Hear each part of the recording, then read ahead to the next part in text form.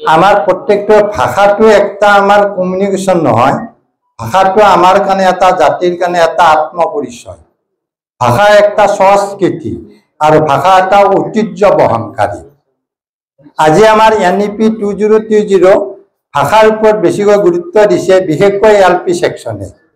বিশেষকৈ LP লেভেলে class 1 থেকে 5 প্রত্যেকে যাতে নিজের মাতৃভাষা যাতে শিখতে পারে। কারণ আমি যদি নিজের মাতৃভাষা যদি শিখা যায়, তখন মাতৃভাষা শিখলে কি হয়, আমার কথা বলার বা নিজে ভাবনা করা বা গর্ব করার অধিকার থাকে। কিন্তু যদি আমি মাতৃভাষা শিখো না, আমি যদি বেলেগ ভাষাও আমার প্রয়োজন, কিন্তু মাতৃভাষা প্রত্যেকেই কিন্তু অতি সহজে আয়ত্ত করতে পারে। কারণ আজিকালি আমার দেখা গেছে যে আমি বিভিন্ন মিডিয়াম ইউজ করা যায়, কিন্তু বাকি ভাষাত পড়লে কি হয়, মুখস্থ বিদ্যা রোড মেথড। আমার বর্তমান NCFও কৈছে যে রোড মেথডটো পরিহার করতে লাগবে। কিন্তু যদি আমি আমার প্রথম থেকে যদি আমি আমার নিজের মাতৃভাষা শিখো না, আমি যদি বেলেগ ভাষা শিখা যায়, তখন প্রপার বোঝা যায় না। আমি মুখস্থ করতে পারো, মুখস্থ করে পরীক্ষাত আমি 80-90 নম্বর পাইতে পারো, কিন্তু প্রকৃত যেটা তত্ত্ব সেটা বোঝা যায় না। সেইখানে আমি কি দিতে, প্রত্যেকে যাতে মাতৃভাষার উপৰত গুৰুত্ব দেয়। সৰকাৰও সেইখানে মাতৃভাষাৰ উপৰত বেশি গুরুত্ব দিছে। আর তার জন্য কি করতে লাগবো, আমি প্রত্যেকে যত্ন করতে লাগবো। কারণ প্রথমে আমি আমার ছেলে মেয়েবিলাক মাতৃভাষা শিখাইতে লাগবো। এতিয়া বর্তমান সমাজটো এনেকুৱা হৈছে যে আমি আমার নিজের মাতৃভাষায় আমি আমার ছেলে মেয়ে জানে না, আর তারপরে যেটো ছেলে মেয়ে হব সেনেটো কমপ্লিট মাতৃভাষা জানবেই না। গতিকে আমি প্রথমে কিন্তু নিজেও মাতৃভাষাতে কথা বলার কারণে যিকোনো মিটিংয়ে হোক মাতৃভাষাত বলতে লাগে।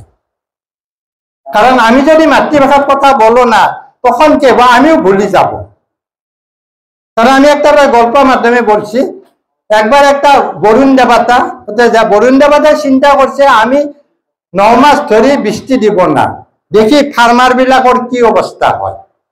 তারপরে কি 3 মাস পরে বরুণ দেবতায় রোটেশন করছে ফার্মারে কি করি আছে, তখন দেখলে যে এজন ফার্মারে কিন্তু হাল চাষ কারণে গরু লই গেছে, হাল চাষ করি আছে।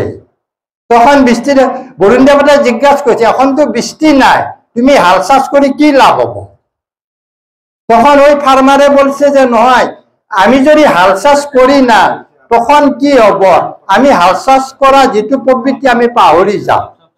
তার বাইরেও আমি যেটো যন্ত্রপাতি ইউজ করো, আমি যদি হাল চাষ বন্ধ করি দে, এই যন্ত্রপাতি কি হব, আমার মামত ধরি যাব। আমি যে গরু হাল বাওয়া গেছে, এই গরু কি হব, বাঘটো কমি যাব, যখন বৃষ্টি হব তখন হাল বইতে পারবে না। তখন বরুণ দেবতায় চিন্তা করো, কথাটো হয়, মই যদি বৃষ্টি নেদাও, আমিও তো লাইটনিং কি থান্ডারিং যেটো আছে আমিও তো ভুলি যাব। তারপরে বরুণ দেবতায় নিজের ভুল বুঝি লগে লগে বৃষ্টি দি দিলে। গতিকে কারণ আমি কর্ম মানে এইটো কথা বুঝা গেছে, আমি স্কুলত যেটো থাকো প্রত্যেক ছাত্রকে মাতৃভাষাত আমি শিখাইতে লাগবো। আর মাতৃভাষা শিখার জন্য কি কর্ম করার টিচারও কিন্তু জানতে লাগবো। টিচারের যদি সেই জ্ঞান যদি আয়ত্ত থাকে না, ছাত্ররা কিরকম শিখাবে?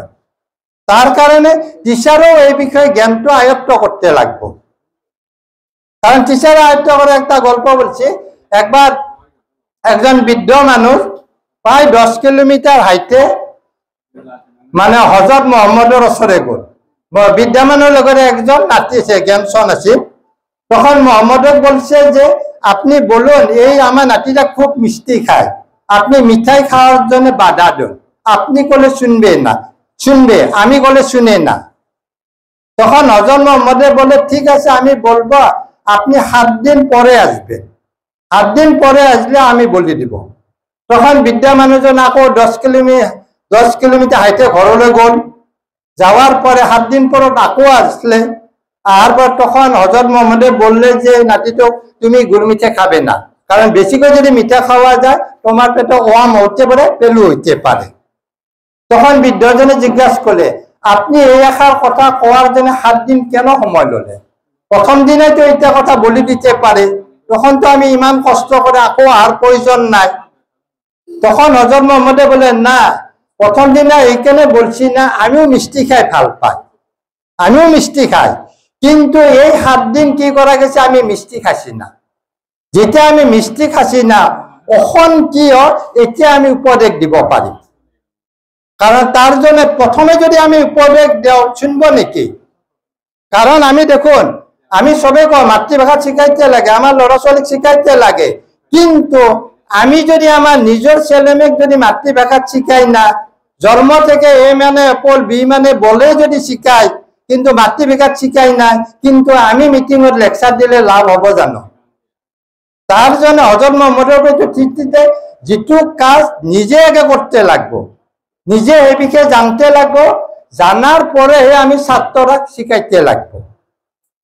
গতিকে আমি যেটো আছে এলপি যেখানে টিচার আছে প্রত্যেকে যাতে যেটো মণিপুৰী যেটো ভাষা স্ক্ৰিপ্টটা যাতে ভালকৈ শিকি লয়, আৰু এই শিকি লয় প্ৰত্যেক ছাত্ৰকে যাতে ছোট থেকে শিকায়। কাৰণ যিবিলাক ছাত্ৰ সৰু থেকে শিখব পৰে ডাঙৰ হলে সিহঁতৰ জ্ঞানটো আয়ত্ত হব, আৰু ছোট থেকে শিখলে কি হয় যিকোনো বিষয়ে সিহঁতৰ কনসেপ্টটো ক্লিয়ার হয়। কিন্তু আমি যদি মুখস্থ বিদ্যাত শিখোয়া যায় তখন কি হব কনসেপ্টটা ক্লিয়ার হবে না। আর তার জন্য কি আছে আমার এনইপি 2030 গুরুত্ব দিছে প্রত্যেকটা এতিয়া ক্লাসবিলাক হৈছে ইনক্লুসিভনেস। ইনক্লুসিভনেস মানে কি আমি সব ভাষাকে গুরুত্ব দিতে লাগবো। আজি যদি আসামত ধরা আসামিয়া ভাষা অসমীয়াক যদি গুরুত্ব দিয়ে তখন হব নেকি? কারণ আমার মাজত হবা লাগলে প্রত্যেকের ভাষার সহাবস্থান হইতে লাগব, কোএক্সিস্টেন্স নট মিলন। মিলন হলেও কি হয় এটা ভাষা অন্য একটা ভাষা ডমিনেটেড করে রাখে। যেটা আমি সহাবস্থান কোএক্সিস্টেন্স প্রত্যেকটা ভাষার বিকাশের কারণে আমি যত্ন করতে লাগবো। কারণ আমার তো এটা ইনক্লুসিভ ক্লাস, বিভিন্ন ধরনের ছাত্র ছাত্রী থাকে, প্রত্যেকের ভাষাকে আমি সমাদর করতে লাগবো, প্রত্যেক ভাষা যাতে ডেভেলপ হয়, আর প্রত্যেকে যে নিজের মাতৃভাষার অন্তত ক্লাস 5 লৈকে প্রত্যেকে যদি শিখতে পারে তার কারণে আমি চেষ্টা করতে লাগবো। আমি আরো বেশি বলবো না, যেটা শর্ট করে বলতে দিছে এখানে বলে আমার বক্তব্য আমি মানলাম।